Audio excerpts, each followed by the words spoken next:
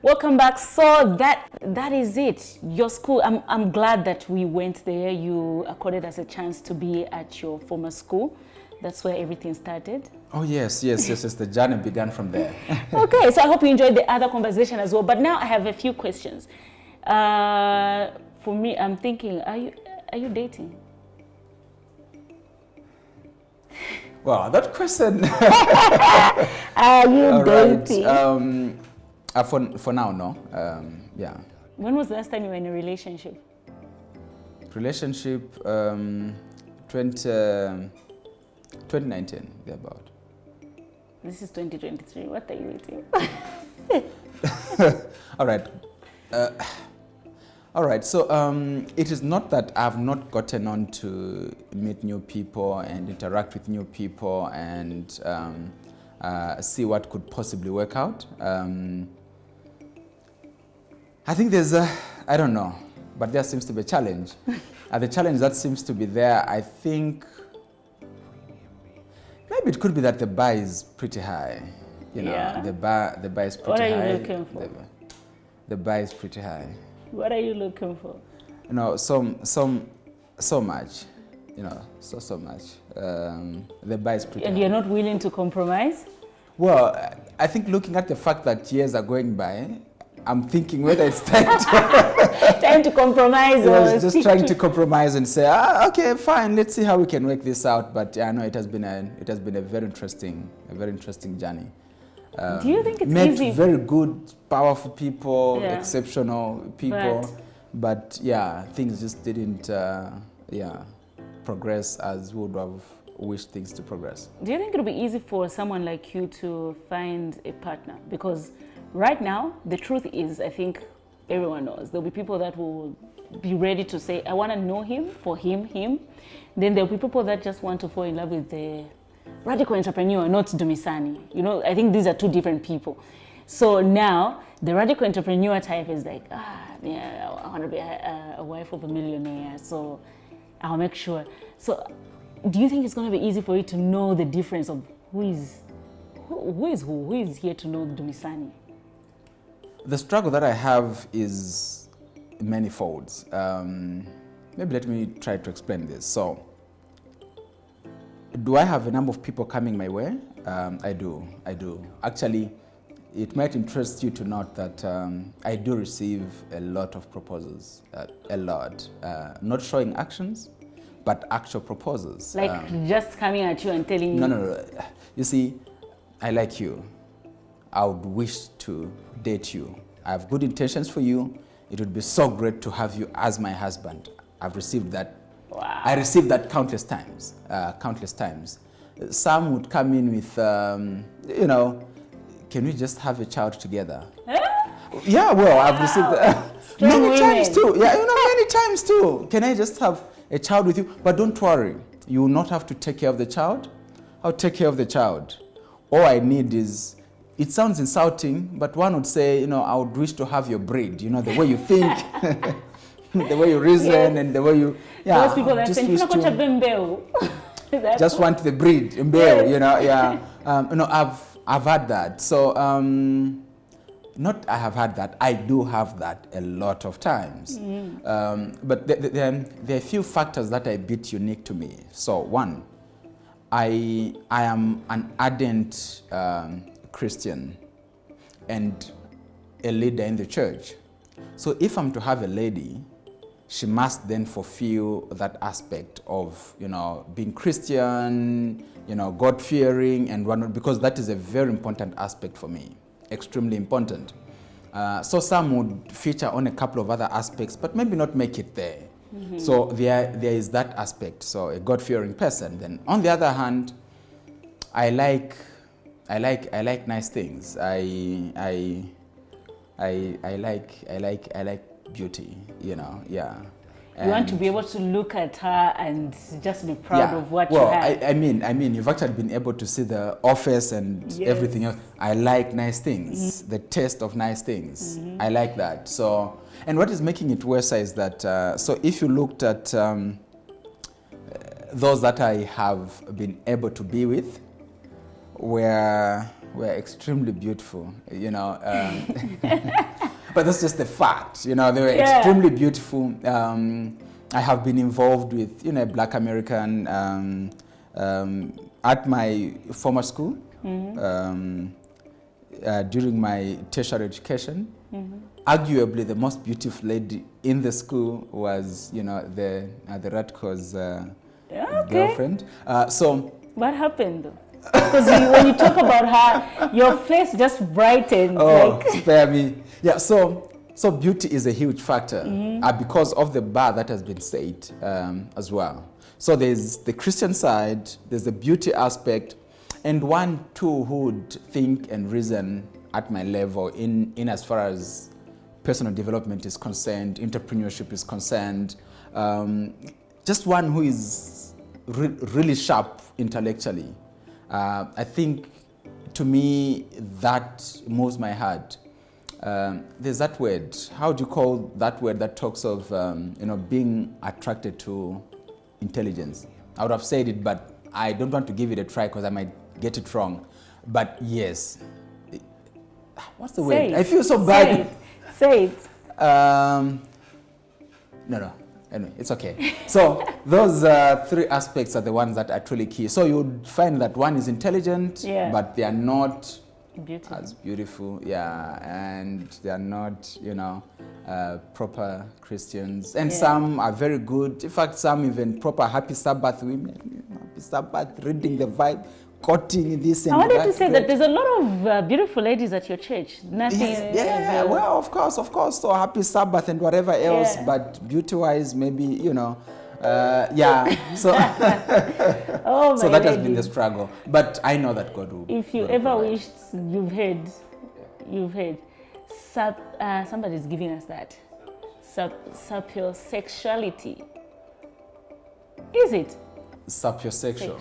Sapiosexual, yes. Yeah. That's what you want. I think pretty interesting. If you have any interest in Dumisani, you've heard what to do. No, but I don't need much really. Just That's three a things. lot. No, just three things. Those are a lot. Spiritual, beauty, intelligent, and spiritual. Because most of the time you find, that's what I think, you'll find spiritual and intelligent. Usually the other part is not there. The struggle is real. So you feel so like, then there's others beauty that just, then the brain part is. Yeah. But I strongly believe that we have some people out there who meet the criteria. Looking forward to that. But what happened to your ex? Like, very interesting stories. But no, I think it would be unfair since she's not here to share. Say her part. I might come out all perfect and but it was mutual. By the way, all the people that I've ever gotten involved with, we've ended on a very good note. No, listen up, it can't work because of A, B, C, D, and because of so we can't click on those fronts. I am quite upfront, and I think it's a fair thing to do. Okay, so being you are a strong Christian, okay, and when you came out now, people know you, we all know you now, people are following you. Did it ever at some point affect your Christian life?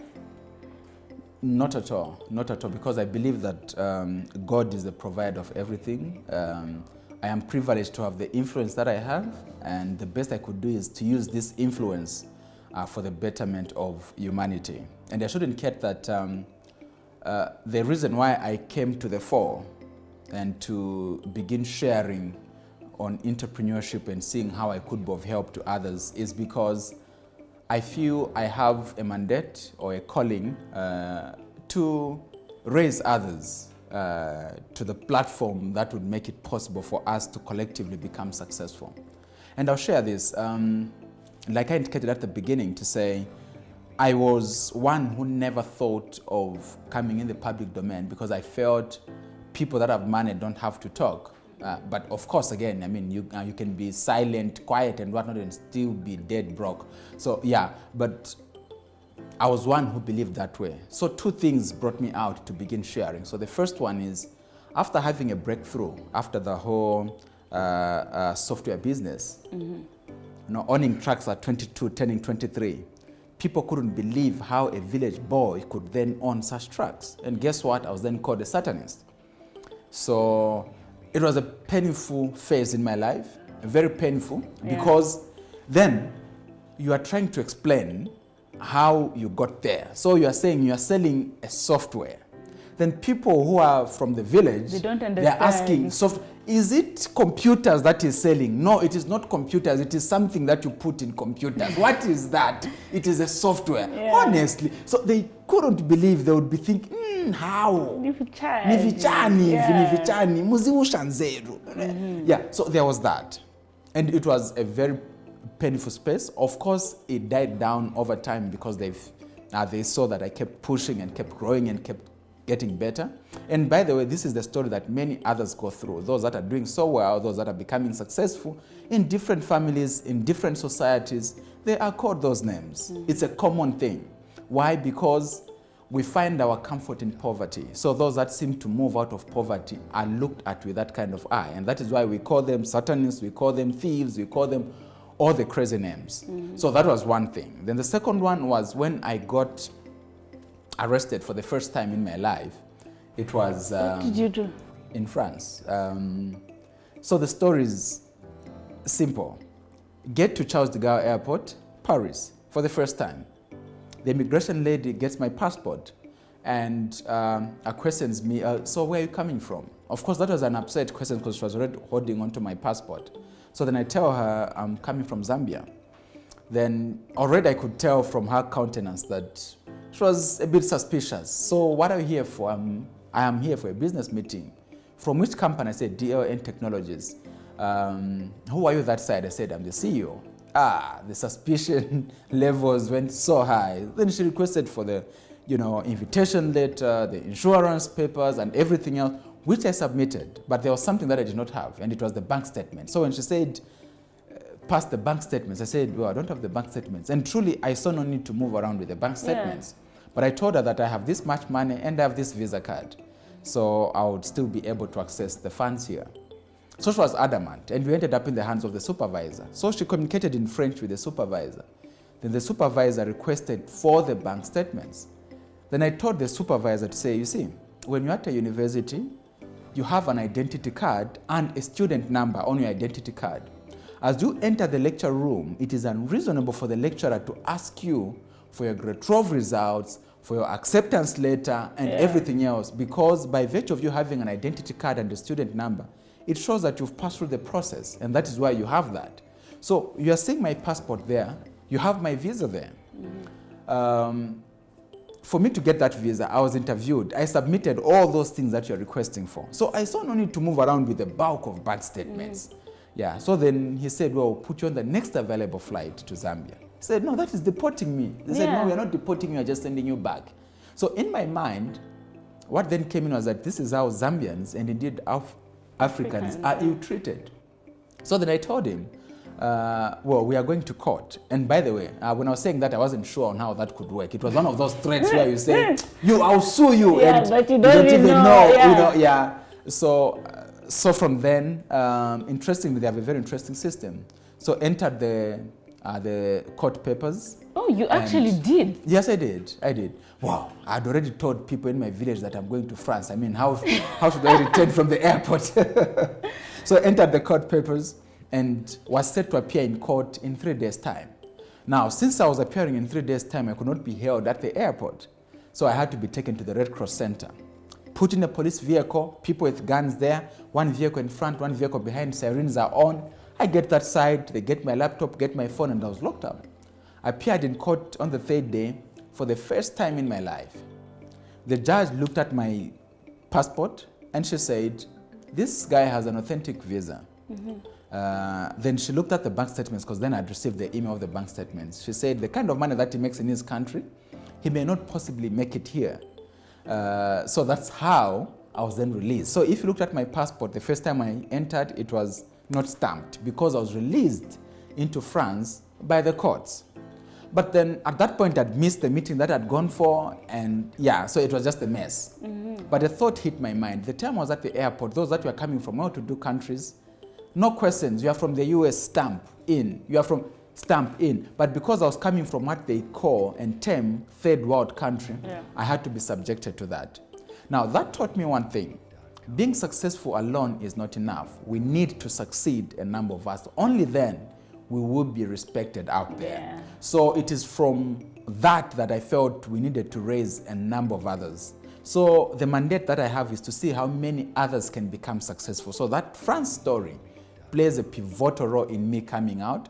Then the other part that plays a pivotal role is the same one when I was called a Satanist way younger. Because if a number of people were successful, I wouldn't be called that. I was called that because I was seen to be abnormal. What was normal for us was poverty. So we can only change that if a number of us got to be successful. Wow, that's an interesting story, and I like how from every situation that you've been through, it's kind of birthed something better from you. So I really wanted to say, like, you came out and a lot of people were very happy learning from you, but obviously with social media, there's always somebody who's going to look for something. Because you're explaining there, Africa Must Think is clearly, from the title, the theme, you know that he's telling us to change our mindset, helping us to change our mindset. But then there's people that will look at it and say, no, Nidipire 1,000. He just wants to be rich from me. And now, from hearing your story here, saying you had money way younger, you know, when you were 22, 23, you already had good money. Then somebody says, no, it's because he made us. I saw a comment which said, so our money bought him a Range Rover. Yeah, that kind of. How did you deal with that? Because I think before your last conference, it was really bad. It was literally like people campaigning for other people not to buy the tickets to attend the event. How did you handle that? All right.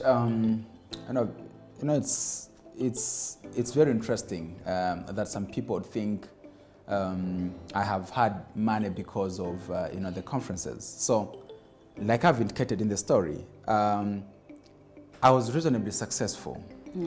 From way back, from the time I was 20, 22 and whatnot, I was reasonably successful, well, above average. And by saying that, I would be, a bit what? I'm trying to find a word. A bit humble, really, because then I was seen as a very successful guy at a very young age. So the issue of conferences came in at a later time. So here's how conferences came in.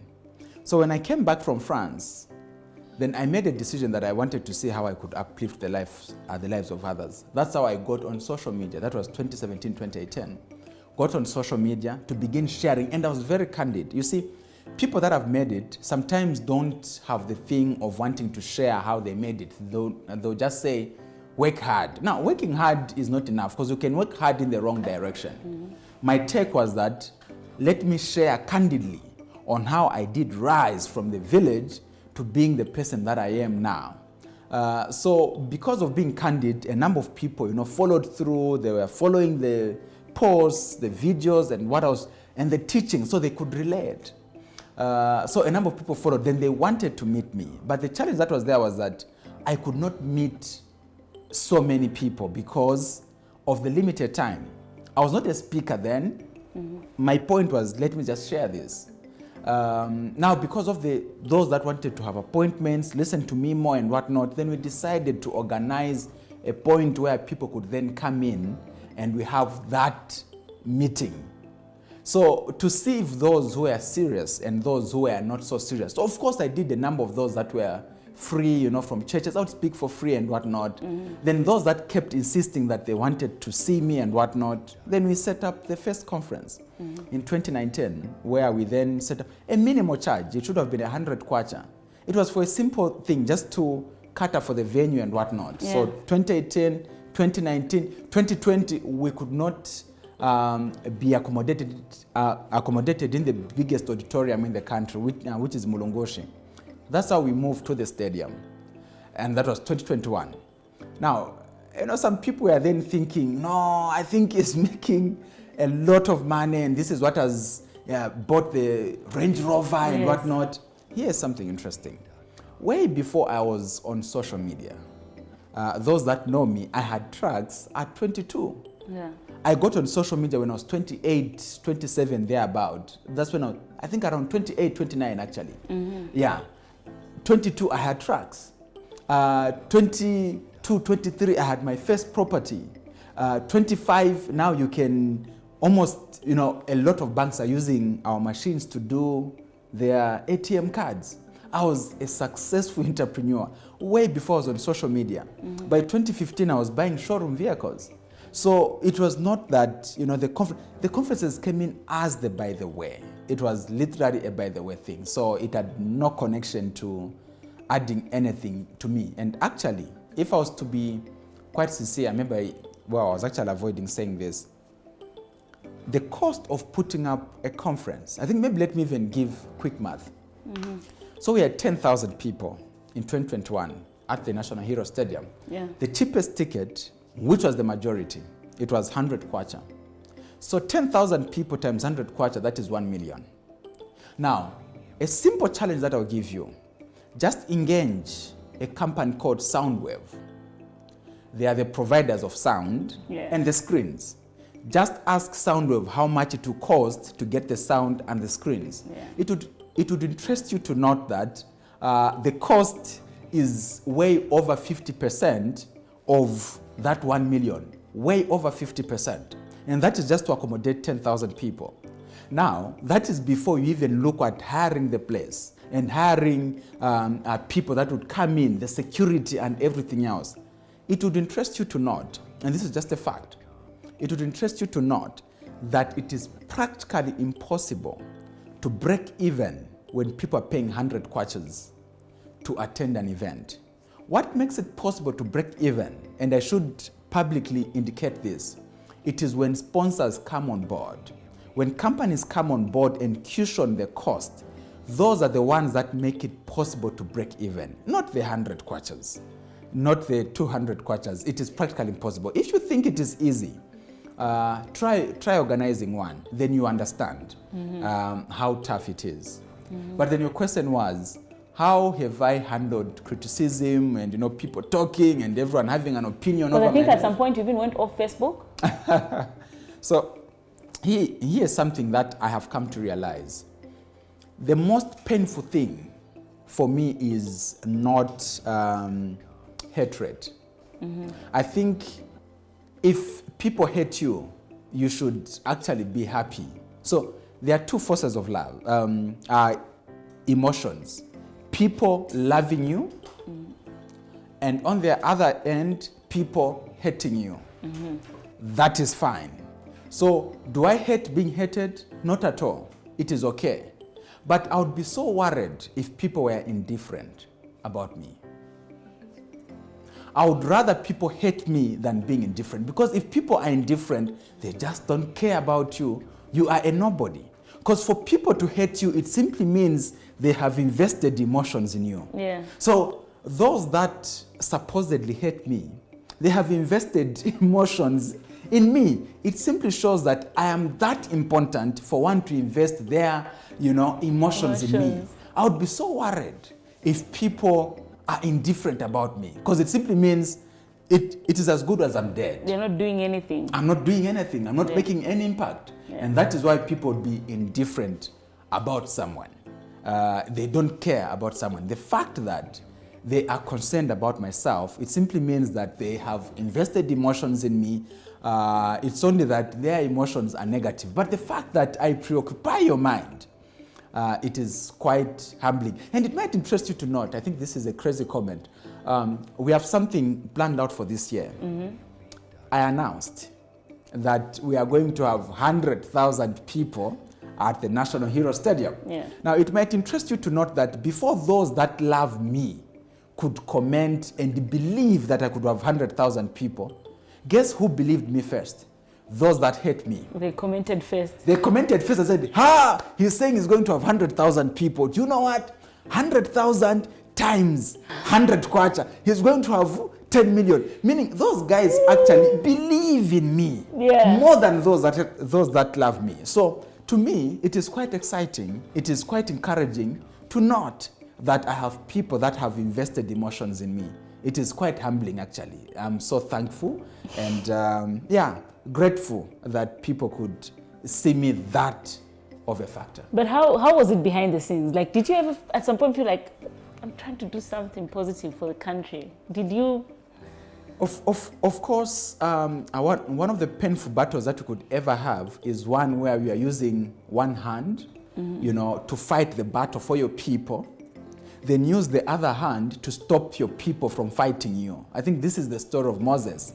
He's leading the children of Israel, then at the same time, he has to hold the fire of the people that he's leading. So this is the story that I found myself in, where you are trying to say, no, listen up, this is the direction that I would wish to take the nation. This is the direction that I would want us to go for the betterment of our nation and for the betterment of the future generations. I know where I would wish to take the nation. I know. And I know that we can do it. But then you find a scenario where, as you are pushing forward, then you have to use instead of using both hands fighting going forward, you have to use one hand because your people are fighting you, so you have to stop them with the other hand. Yeah. It is very unfortunate, but it simply shows that maybe the battle was meant to be this way, because if it was smooth sailing, then maybe it wouldn't be as impactful. As it is, eh? As it is, yeah. So 100,000 people, very ambitious. Yes, I mean, you live once, why not dream? And I strongly believe that this is achievable. Last time you had 10,000? Yeah, so the first time you had 10,129, then the next you had about 13,400, where I was the only speaker. But this time around, of course, we are calling in a billionaire, we are calling in... Which billionaire? Not yet confirmed, but certainly billionaires. See, Africa is about 18, 19 billionaires. One of those 18, 19 has to come and grace us, yes. And other exceptional people that will be joining us. Yeah, the fact that numbers have been increasing every time you hold the conferences, how's been the feedback after people attend? I've personally spoken to some people that have been to the conference. They've given me some good feedback, but how has it been for you? The feedback has been exceptional. The fact that numbers are growing is an indication that those that attended benefited. That on itself speaks to the numbers. But number two, we've had a number of people that have given, positive feedback. I started after attending. This is what I'm doing now. This is how I'm progressing and whatnot.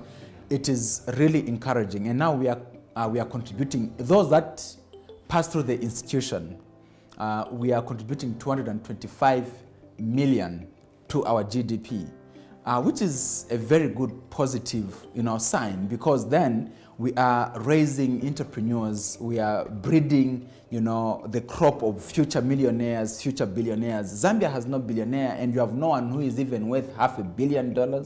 We are too small. So it is in our interest that we then push ourselves, push harder, and see how far we can get to go. A lot of people are becoming entrepreneurs right now in the country, especially a lot of young people. Do you think the future is bright in those lines? Certainly. You see, for us to even push further in this direction, we need to have the goodwill of entrepreneurship to prevail with the people. You see, this thinking of getting a job did not just come about by chance. It's something that was built over time. Go to school, get a job, and become successful. It's a narrative that was sold for a very long time. But now there are no jobs. It is extremely difficult to get these jobs. So what we then need is to preach entrepreneurship so that then people can move to the other end and begin embracing the need for entrepreneurship. So it will call for us to preach this again and again so that this narrative could then change. It would take time, and I'm glad that that change is taking place.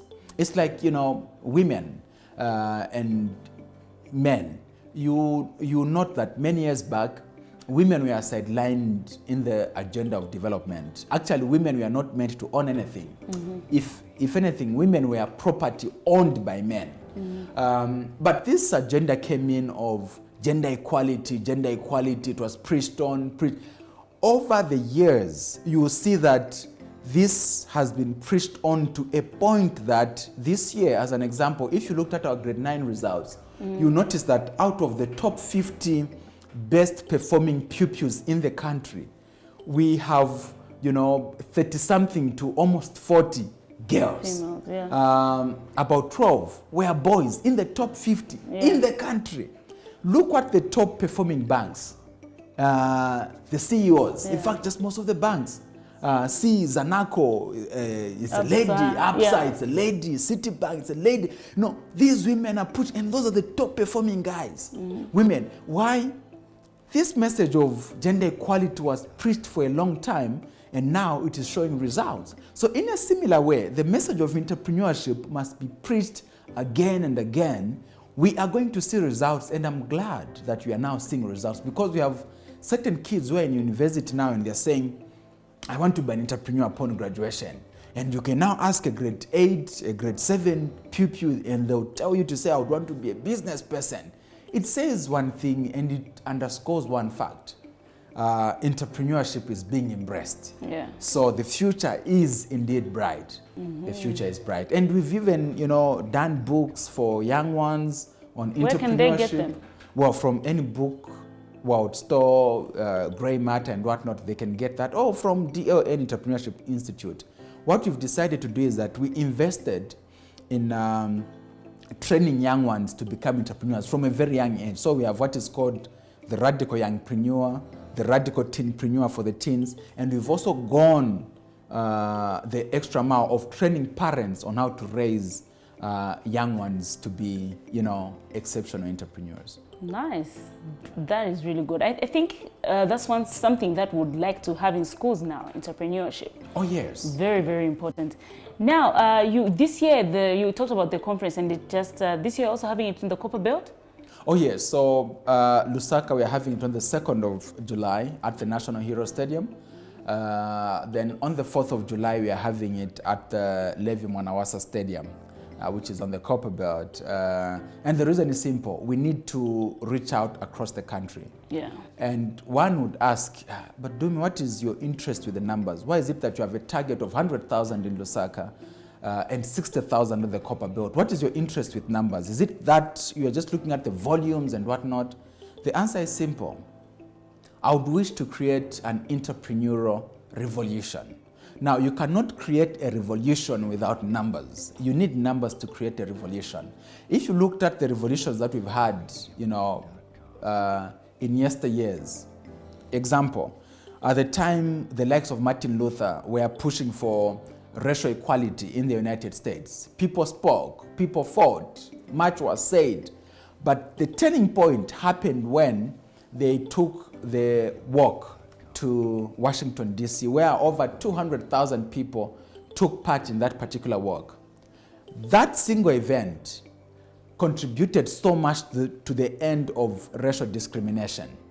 Why? Because when numbers come together, a revolution takes effect and the change does take place. Indians fought for independence. It was only the major key event that I believe created a spark and put India on the limelight was the Soti Walk that Mahatma Gandhi, undertook, where over 50,000 people were then arrested and whatnot. It was when the numbers came together. That single event contributed so much to the independence of India from Britain. So when numbers come together, it plays a pivotal role in pushing the agenda or the revolution. So in this case, we are pushing for the entrepreneurial revolution. This will only happen when numbers come together. We can't push this if you are gathering the 7 of you, the 5 of you, or the 6 of us in this room and we are saying, no, we need the entrepreneur. It won't happen. So if you are to achieve this, we need those 160,000 people gather at one point.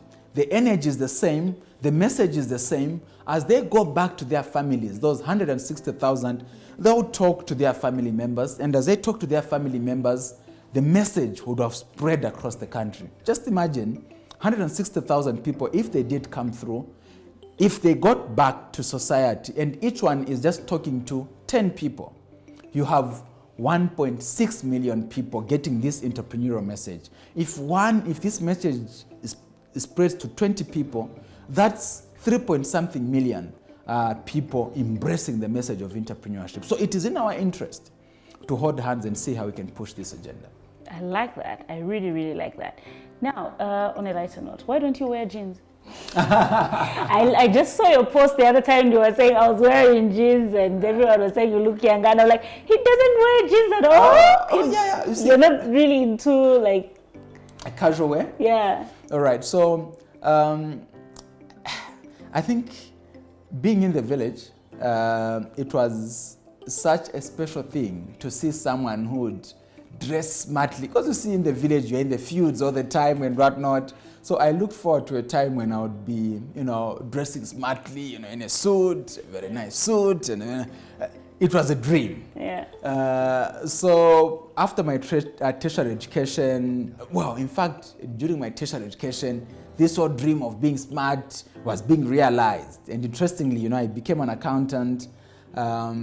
So after my tertiary education, became an entrepreneur. So it was in my DNA to look smart, look presentable. And because I started entrepreneurship quite early, it was quite difficult to prove that I'm a serious guy. Oh, so you had to dress I had to dress smart. So it then became part of me. So I stayed for 16 years without a single, jeans. Serious? Yes. All through my tertiary education, maybe I could have had a jean once and one jean. Which school was that? So my tertiary, I did it at Zip, Zikas, then Unilas. Okay. Yes. So I think smart dressing is just part of me. It was only until 2021, a certain boutique, just bought me the jean trousers, and they brought it, and it is the only jean trousers that I have to date. Then you received sneakers. Then I received sneakers. So I decided to put on that jean trousers with the sneakers, and everyone was so excited. Yeah. You did look good, actually. Is it? Yeah. Interesting. And we saw a bit of the six-pack. How is that coming? How is that coming up? Yeah, because they said, no, you look nicer in casual, when you could even, build some muscle. So I started the day before yesterday. So the muscle pains and whatnot. They're still on, eh? Yeah. But quite interesting. I think it is quite interesting to also, have this other side of life. Yeah. It's fun. Actually, gym is like your stress reliever. It's refreshing. When you get used to it, you actually don't want to do without it. Yeah, true. I think that would be interesting to embark on that particular journey. A tough one though, because my schedule is really tight. Yes, so just to carve out that time seems to have been a serious challenge. And I shouldn't kid that I've tried, buying gym equipment. I have gym equipment home. I've failed to use that. Takes discipline. It takes discipline. But I have restarted the journey, and let's see how far we'll go. Maybe the next time we'll be meeting. Maybe I'll be sitting like this, and that's good. What do you do for fun? Like, do you have time to just say, okay, I need to rethink, refresh? What do you do when you want to relax? I should indicate that running business is fun for me. It's a very interesting journey. I don't think I work.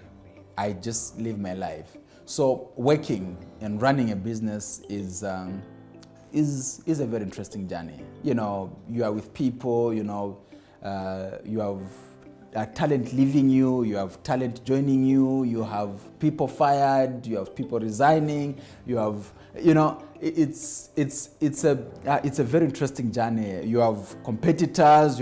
So it's a very interesting journey, and I think for me, that makes up much of my life, really. Okay. So what is fun to me? I think running entrepreneurship or being an entrepreneur is fun enough because I find so much fun.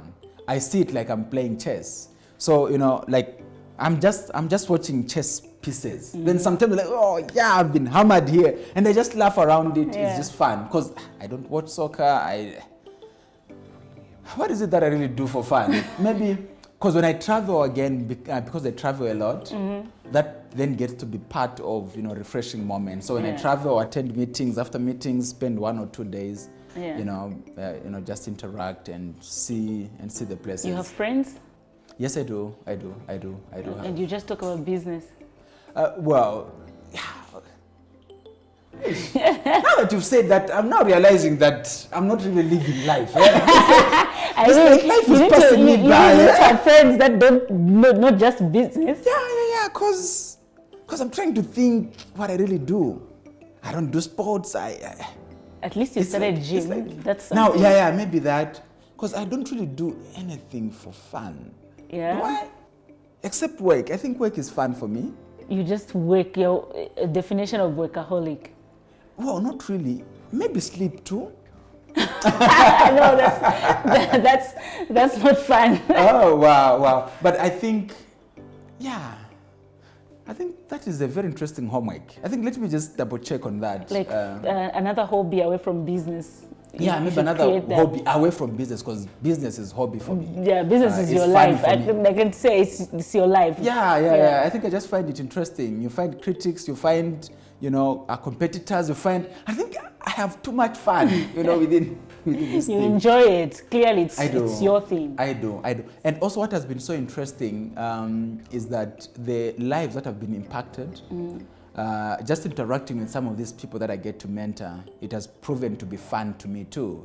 Like you meet up someone, no, you see, we met first time at your conference and my life is happening this way and whatnot.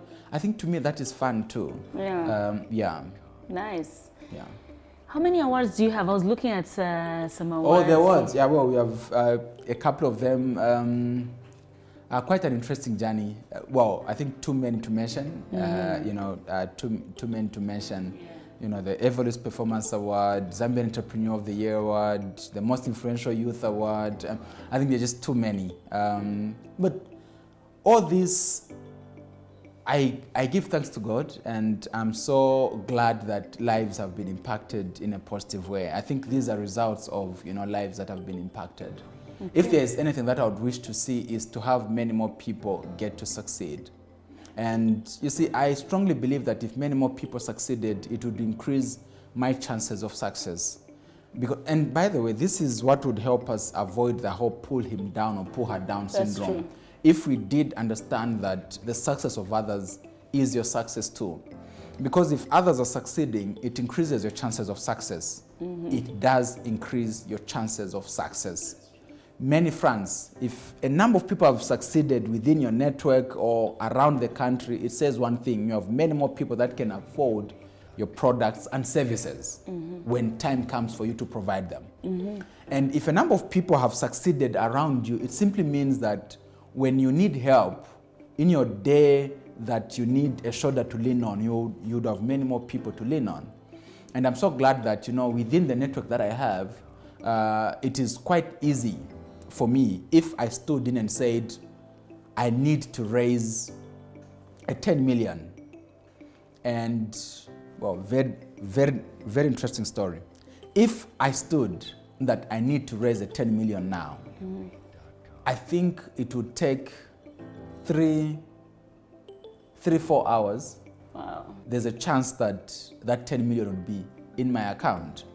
Why? Because of the people that I have been able to network with and the people that I have been, because of the people that have succeeded who are within reach.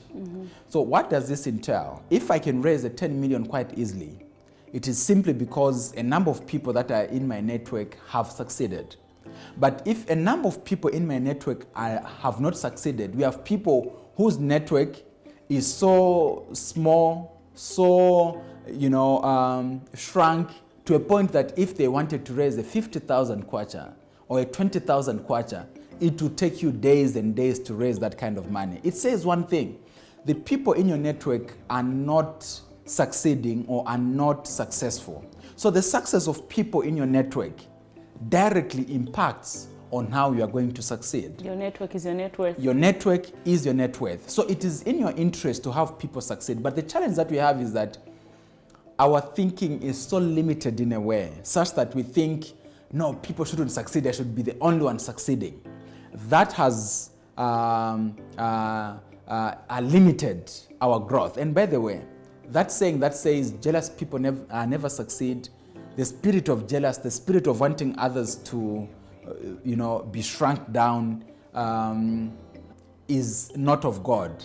And that spirit puts you in a space that you can't flourish as an individual, because there's a lot of toxicity in yourself. So if you are to succeed, one who is doing better than you, just stand in and say, man, I love what you do. Just bring it out. Jealous easily, gets in your heart, but find a way of asking yourself, why am I feeling this way? It is not that kind of feeling sometimes hits even the elect, even myself. That feeling could sometimes come in that, no, Hellen seems to be doing so well on YouTube. Wow, she has 70-something thousand people. How did she? Yeah. There's that thing that sometimes that just come in, how I wish it was me. Then there's that feeling that might come in. But you see, the way you manage that is what would help on whether you succeed or not. The feeling that you should then bring in is that, oh, Hellen, you're doing this. I love what you're doing. How are you doing it? Have that spirit of wanting to learn and have that spirit of appreciating others. That spirit is what will help you, feel good about yourself and not feel intimidated about yourself, because you know that you have your unique positioning. And if you appreciate yourself and you are complete within yourself, you have this positivity about yourself, which is extremely important in order for you to succeed. But if you are comparing yourself to others and getting intimidated by others, chances of you succeeding become a lot slimmer. So simple things. If your friend has a nice phone, just say, no, nice phone. I like it. No, this is very nice. You see a very beautiful vehicle or someone has a very nice vehicle, appreciate it. The more you appreciate, the more you remove that spirit of easily getting intimidated by others. Yeah. And once that is in you, you then have this spirit of wanting to push, because you then understand that you are unique, you are different, and you can still make it in your own way without comparing to others. Nice. Thank you so much. There's a lot that has been said. Remember, we had planned to keep the conversation short, but there's so much that you had to share that I was very interested in, and a lot of people, I'm sure, are excited and learning, obviously, from you as usual. Thank you so much. Thank you so much. It was my pleasure being here. Alrighty, guys, so this has been one interesting interview, a lot to learn from. I would like to call it a conversation because I think it was a very nice conversation. Thank you so much for having us, and thank you so much, guys, for watching. Keep subscribing to the channel. Bye-bye.